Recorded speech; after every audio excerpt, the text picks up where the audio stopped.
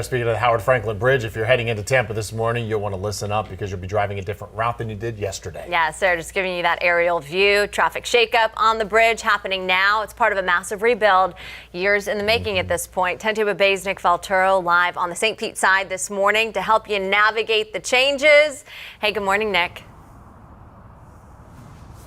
Caitlin, Jameson, good morning. Right, this isn't just a shift in lanes. We're truly talking about a shift in strategy. Right now, northbound traffic is being pushed to another span of the Howard Frankland Bridge. Now, let's be honest, this is a move that's going to fuel frustration for drivers today, but it's going to make for a much faster, safer commute in the years ahead. And this is exactly what it looks like. FDOT is moving northbound I-275 traffic onto the renovated 1990s bridge. Now, that's the same span that carried southbound cars until earlier this year. Now, we can give you a look right now at Sky 10.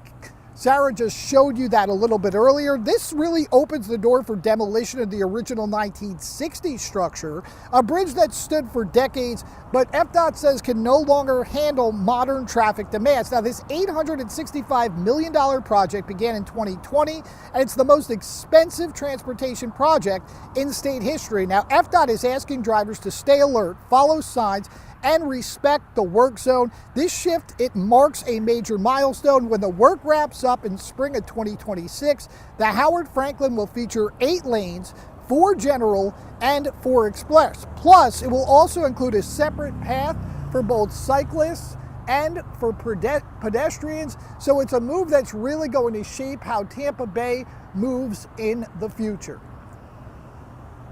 Yeah, Nick, and this has just really been a massive undertaking. We've been hearing FDOT talk about this project for years. So next comes the dismantling.